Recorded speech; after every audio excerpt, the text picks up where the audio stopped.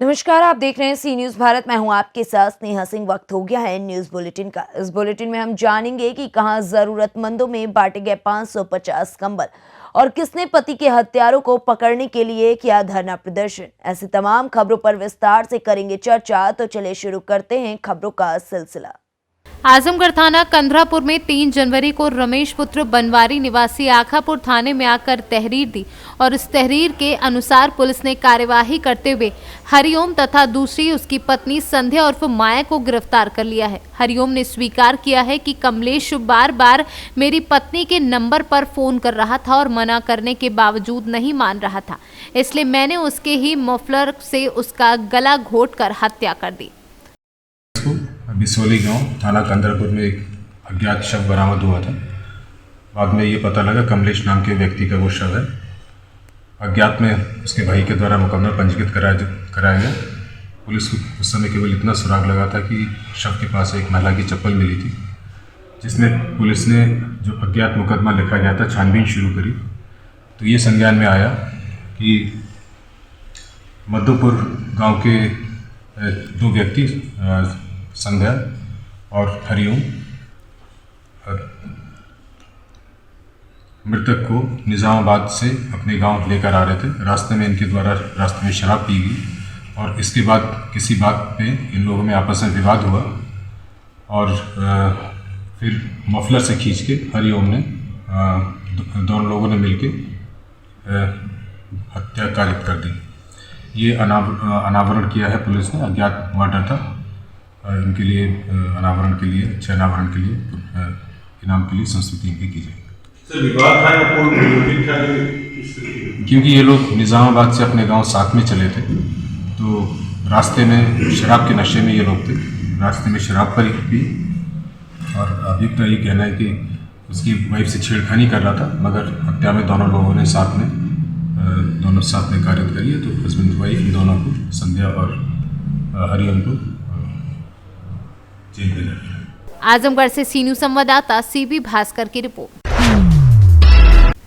मानवता की सेवा जीवन का सर्वोत्तम कार्य है। इसी आस्था का पालन करते हुए जेसीआई शाहगंज सिटी द्वारा भीषण ठंड में जरूरतमंदों को राहत पहुंचाने के लिए कंबल वितरित किया गया।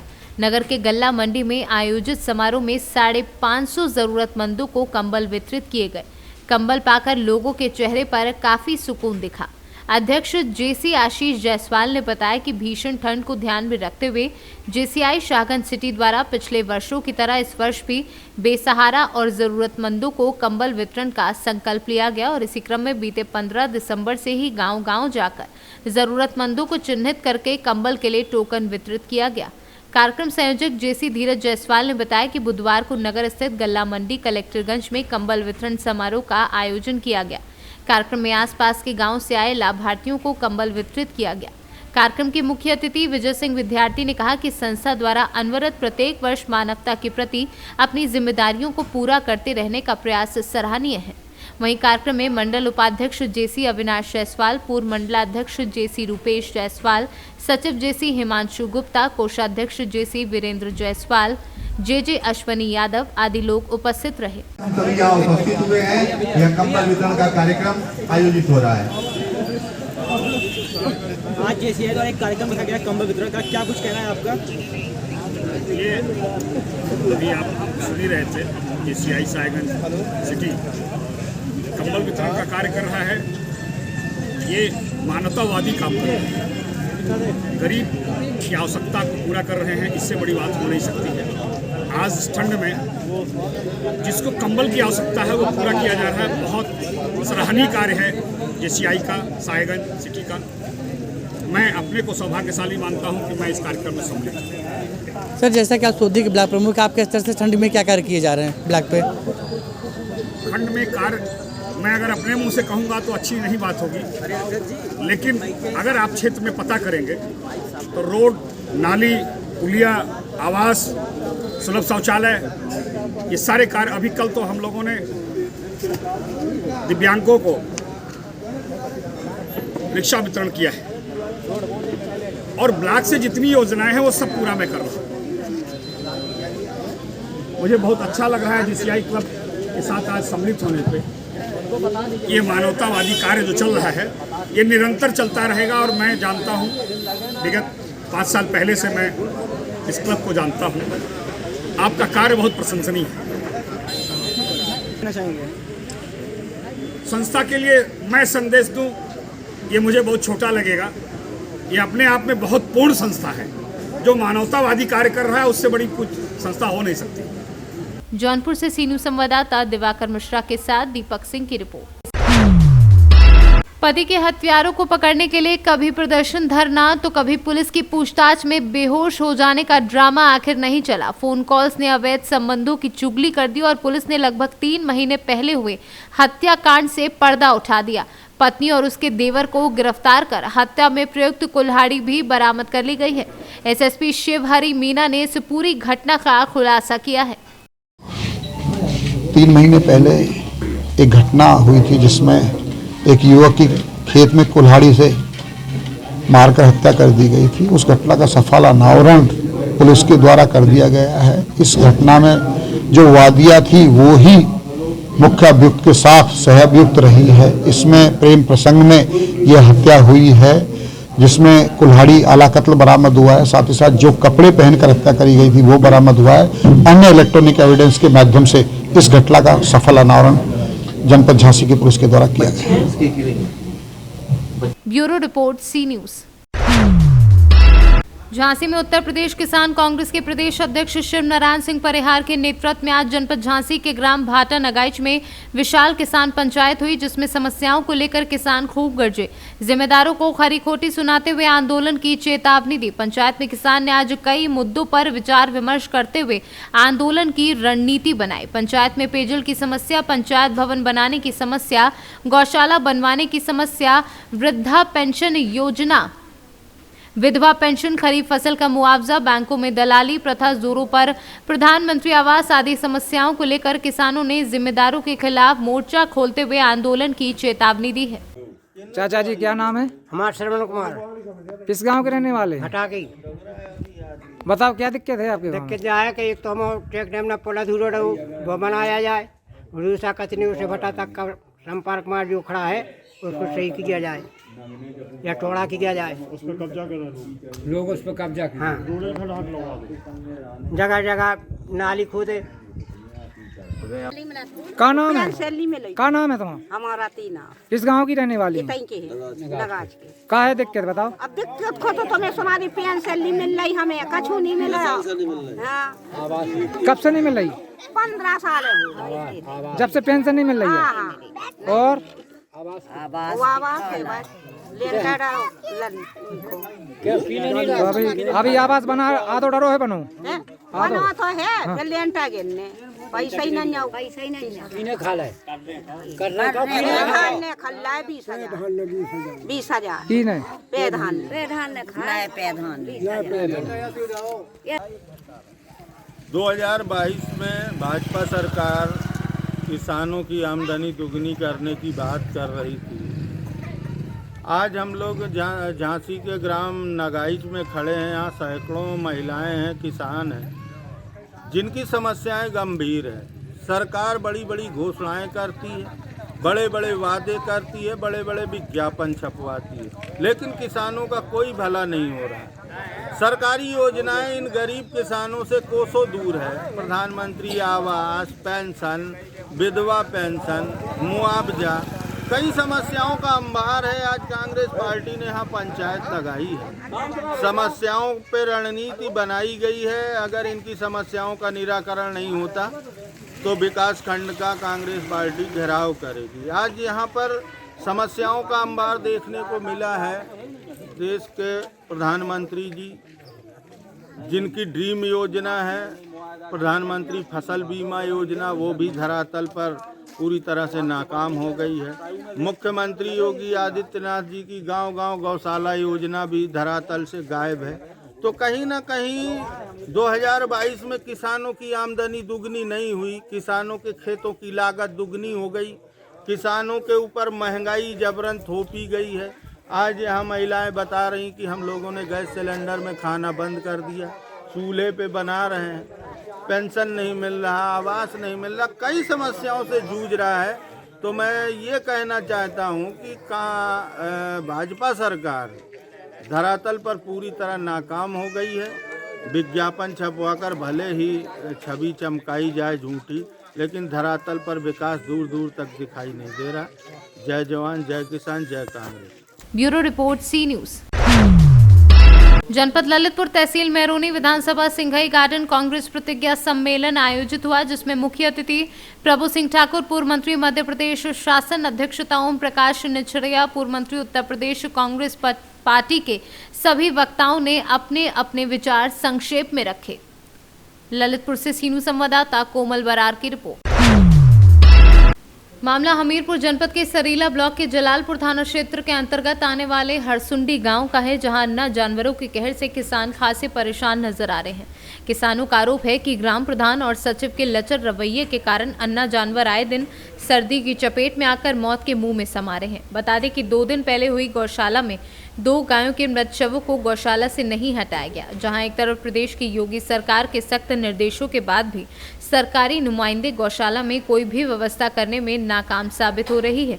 वहीं गौशाला के चारों तरफ कटीले तारों का प्रयोग किया गया है, जिससे गायों के आपस में लड़ने के कारण कटीले तारों की चपेट में आ जाती हैं, जिसके कारण भी गायों की मौत आए दिन होती रहती है। आपका चंद्रशेखर, कहाँ के निवासी हो? हरसुंडी की। अच्छा, क्या समस्याएं हैं आपकी गांव में? गौशाला बनी हुई है, उनके क्या इंतजामात है? गौशाला में एक तरफ से गेट लगा है, दूसरी तरफ से तार बारी तक नहीं है, खुला है। गाय निकल जाती हैं रात में, पूरे खेत चर जाती हैं। अच्छा, वहाँ गाय मृत पड़ी हैं, क्या कहना चाहोगे? वो 2 दिन से मृत पड़ी हैं, उनको कोई उठाता तक नहीं। तो आप लोग क्या चाहते हो जिससे आपके खेतों की हिफाजत हो सके? इंतजाम हो जाए उन गाँवों का, निकल ना पाए रात में। किसको दोषी मानते हो, प्रशासन को या ग्राम प्रधान को? ग्राम प्रधान ही के कब्जे में है शायद। राहुल।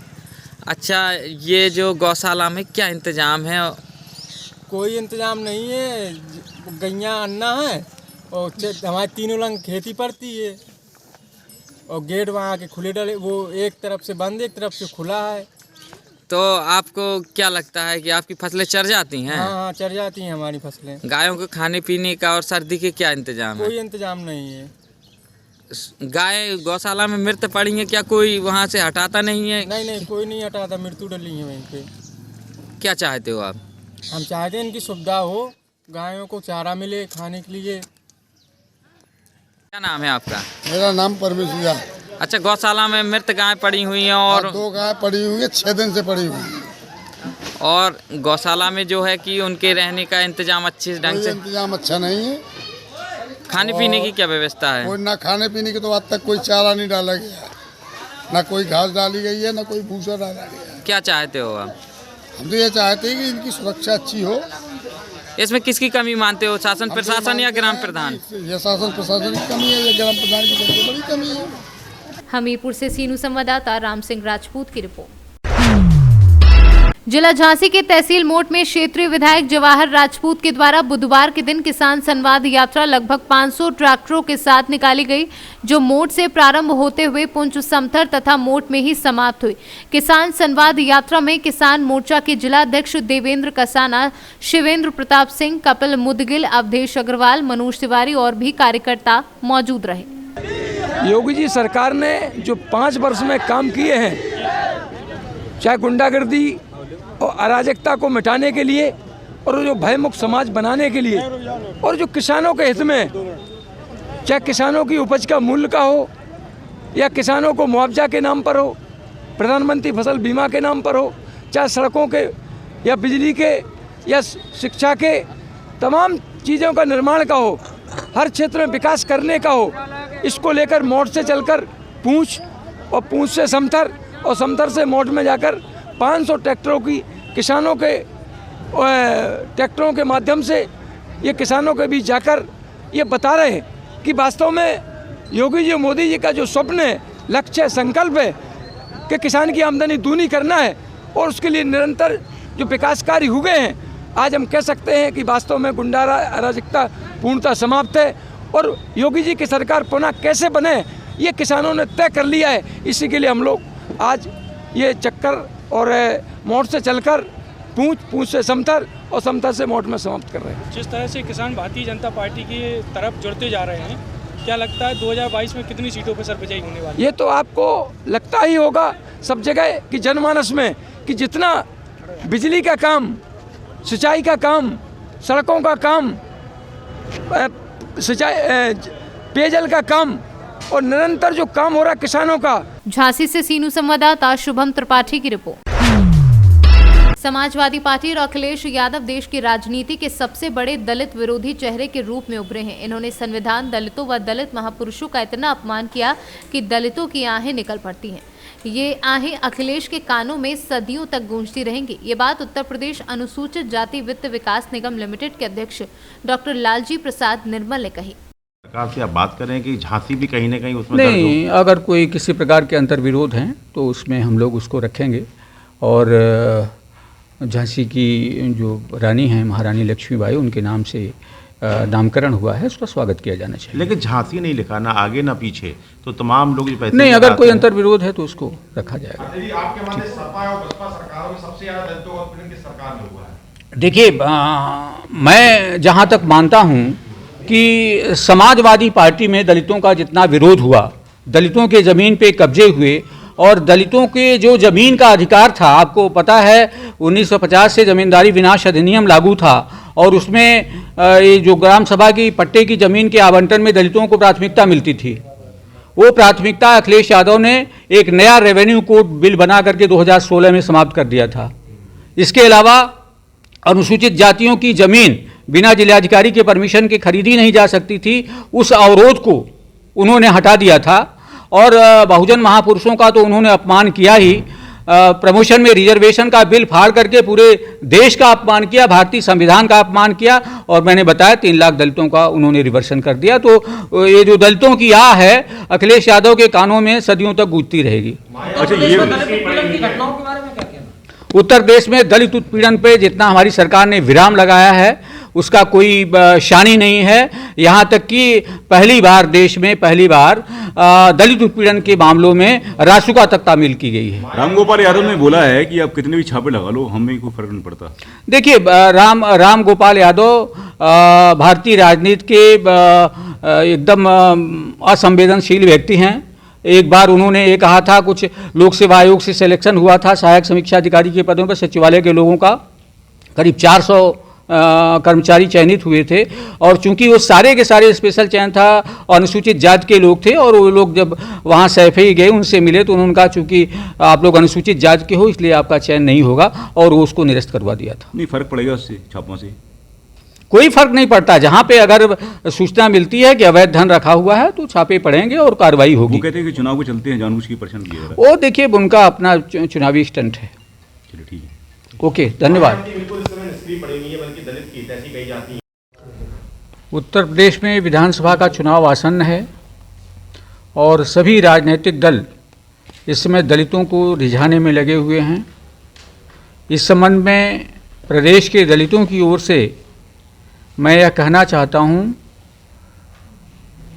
कि देश के प्रधानमंत्री नरेंद्र मोदी जी और उत्तर प्रदेश के मुख्यमंत्री योगी आदित्यनाथ जी ने बाबा साहब डॉक्टर अंबेडकर और दलितों दोनों का सम्मान किया है।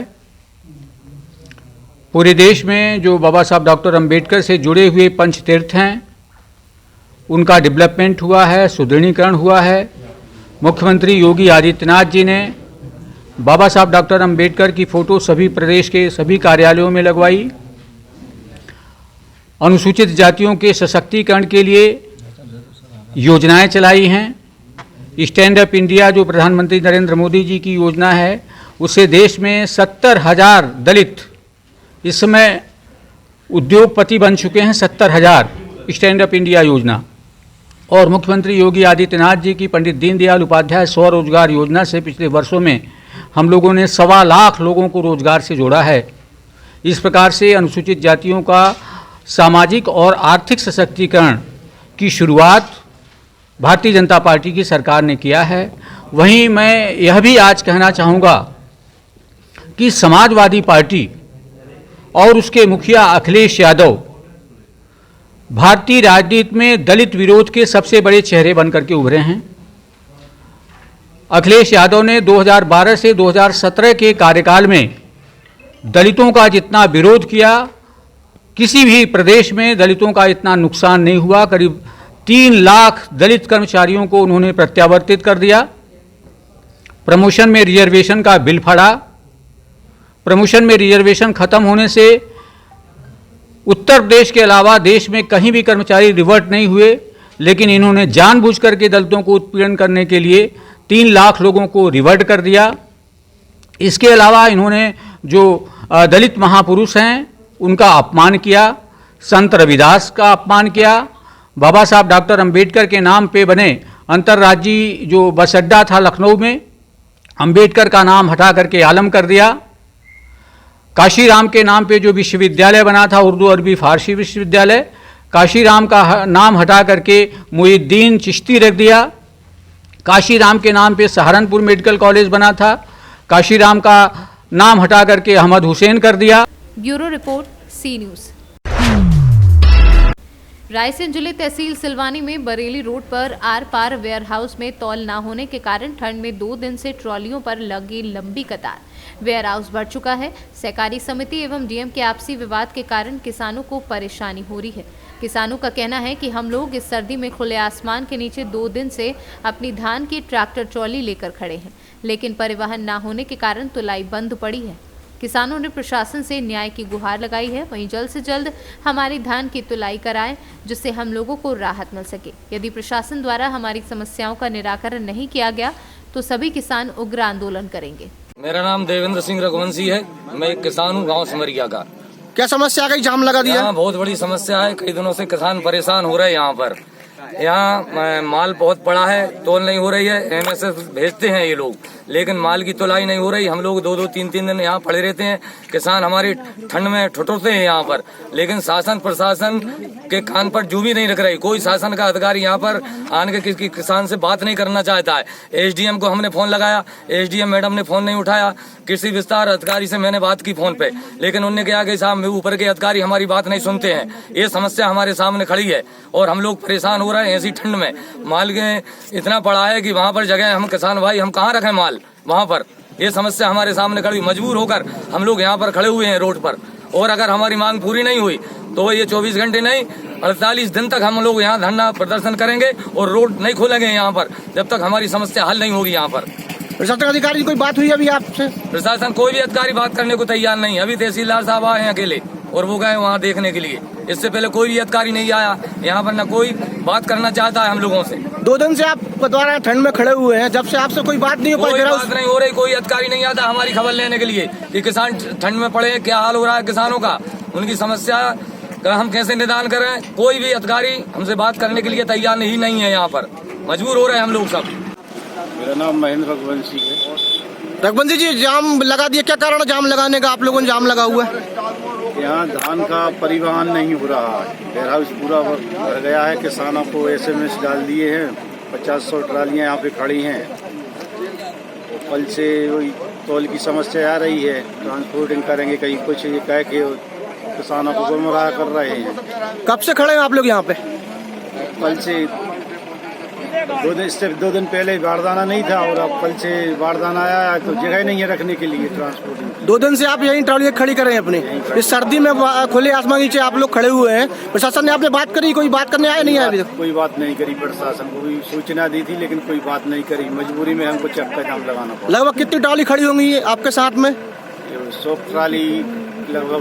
100 ट्रॉली खड़ी 2 दिन से आपके साथ? किसानों को 2 बार जाम लगाना पड़ा, एक बार MP15 पर, एक बार बजरंग चौराहा पर। क्या कारण बार-बार किसान जाम लगाने मजबूर होना पड़ रहा? वो उपार्जन को लेके एक समस्या थी किसानों की। मेन रूप से इशू ट्रांसपोर्ट का था। ट्रांसपोर्टेशन के लिए जिले में बात कर दी गई और जितनी भी आगे की तुलाई होगी वो मंडी के लिए भी इसमें सहमति। किसानों को काफी समस्या आ रही है धान तुलाई में, क्यों ऐसा सामना करना पड़ रहा है उनको प्रशासन के द्वारा, या कोई कमी हो रही है? संबंधित विभाग द्वारा इसमें कार्रवाई की जाती है, क्योंकि पिछले साल भी ये समस्या आई थी। पूर्व में विभाग को भी अवगत कराया गया था, परंतु विभाग की उदासीनता के कारण ये समस्या आई। कब तक इस समस्या का हल हो जाएगा? पूरा समस्या का निराकरण कर दिया गया है। रायसेन से सीनू संवाददाता अरशद मसूद की रिपोर्ट। फिलहाल इस न्यूज बुलेटिन में बस इतना ही। देश विदेश की ऐसी तमाम खबरों को देखने के लिए बने रहें सी न्यूज भारत के साथ।